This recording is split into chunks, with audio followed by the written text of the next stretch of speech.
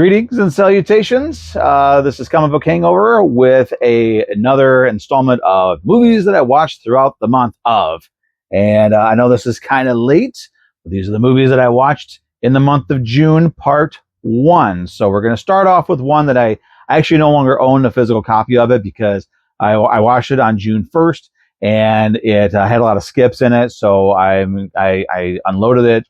I want to get a new copy of it soon, and that is Pacific Rim Uprising. I do have the there's a light box poster for it that I got at my old place of work, Family Video. So I have a couple of these around. So that was the first one I watched. It was a good sequel. I liked it. I wish they would do a third one. But moving on, we have from my Mel Brooks collection. This one here collects, it's a collection of 9 Mel Brooks films, and I got this at Best Buy forever ago. It was on sale for, I think like $20 or something like that. And it was literally one of those moments where I had to make the decision, do I want to eat or do I want to have a collection of Mel Brooks movies on Blu-ray?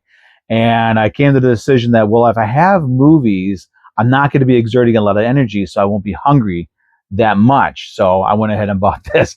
But from this set here, I watched, last time I watched Blazing Saddles, this time was Spaceballs. And anybody who has ever seen Spaceballs already knows what an awesome movie that is. So let me get my stuff organized here.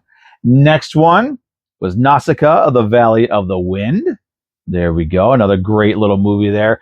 This one, actually, we owned this one for years, and I never watched it. And I finally got around to watching it. It's an okay film. I mean, it's not great. It's not one of my favorites from that studio. It's I don't know how most people pronounce it, Studio Ghibli or Studio Ghibli, but not my favorite. But definitely has some amazing animation on it. The detail in some of the animation sequences are great. So I'm definitely keeping it for that. One that I keep because it's just a kick-ass movie all the way around is Tank Girl. This is the Shout Factory Blu-ray release. It does have the reversible art, but I like the art that it came with more than the art that is on the flip side. So there you go, Tank Girl. Another one of my favorite movies, and I firmly believe that Lori Petty came along a little too early in life. Had she come along a little bit later, she would have been perfect for Harley Quinn if they decided to do a good Harley Quinn in a movie instead of the Hot Topic nonsense that they're doing now. Next one, going back quite some time, we have Dan Aykroyd and Tom Hanks in the movie adaptation of Dragnet. I remember seeing this movie for the first time on the USA Network and really liked it, and so found it on DVD. There you go. I got it. Fun movie. This next one here I have on VHS, DVD, and now on Blu-ray.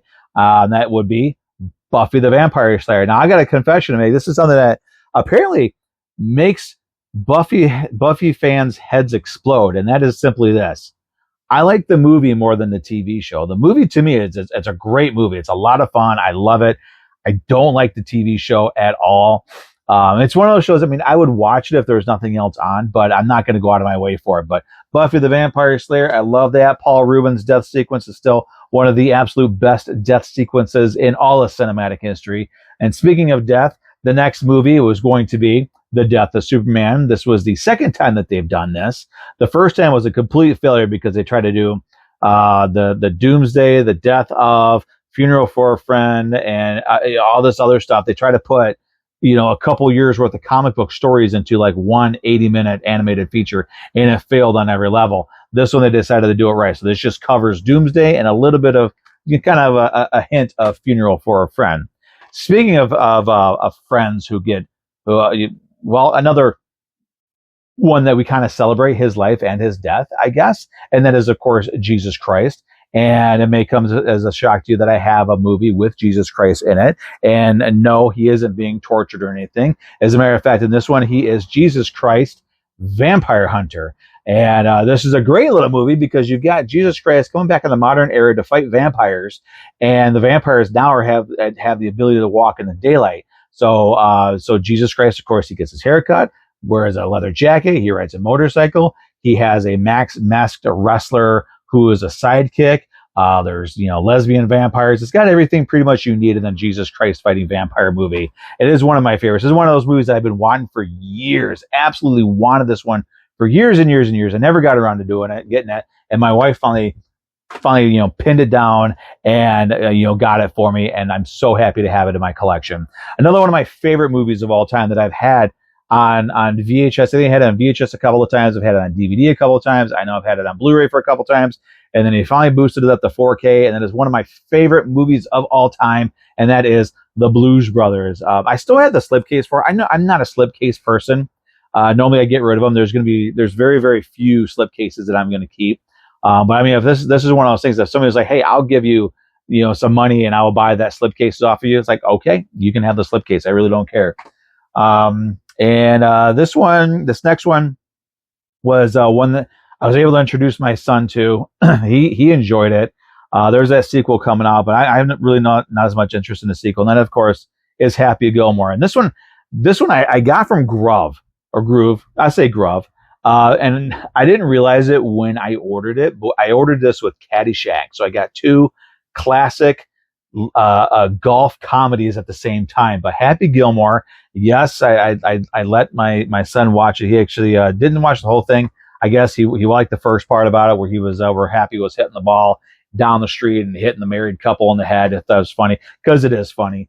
But we're going to sit down and watch it at some point in time. I'll let him watch the whole thing all the way through. Next up, hey, we're almost done with the first half of this month, is Another Stakeout. Emilio Estevez, Richard Dreyfuss, and Rosie O'Donnell before she was a complete moron and total loon. Back when she was a funny comedian, and I still have the the family video for sale sticker on there. But Another Stakeout, fun movie. I enjoyed it.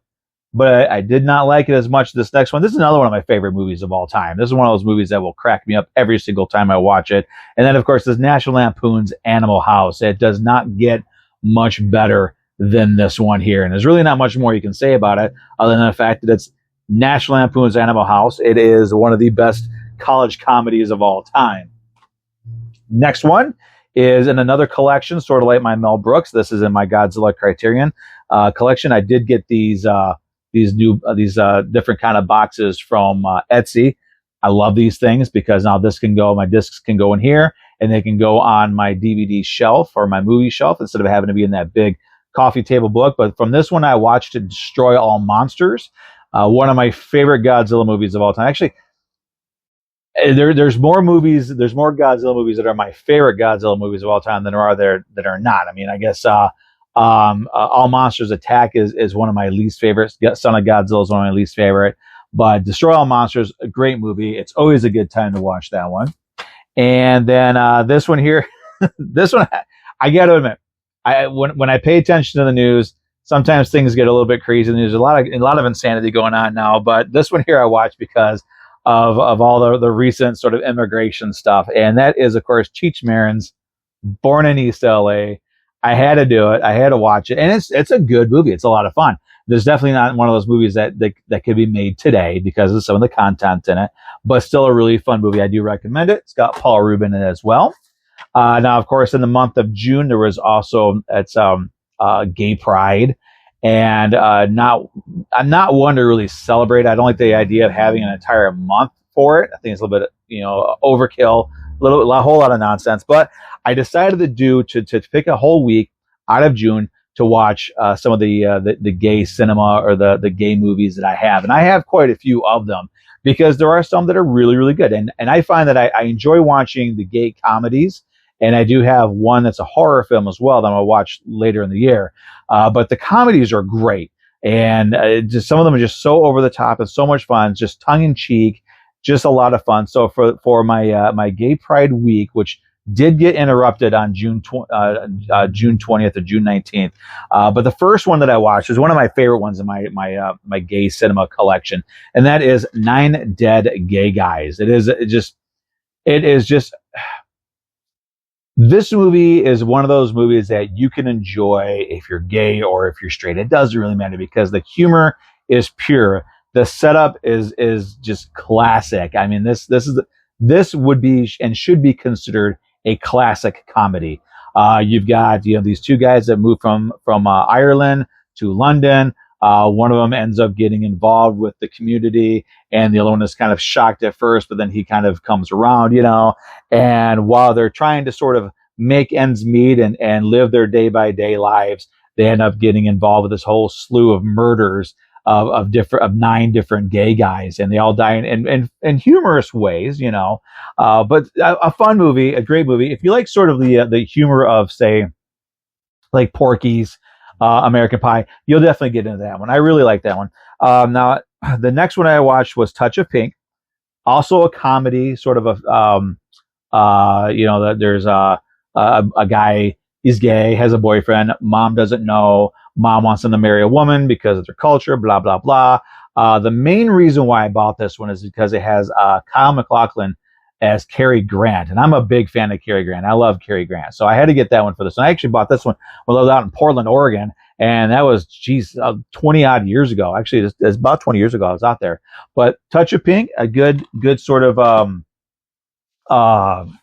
comedy.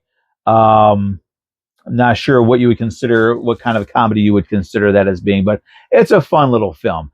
So there you go. Actually, that's the first 16 movies that I watched in the month of June. So I'll be having another video here following this one. That's going to have the rest of June, and then we're going to go from there. So thanks for watching. I'm going to cut this one kind of short because I got more coming. So hang on tight.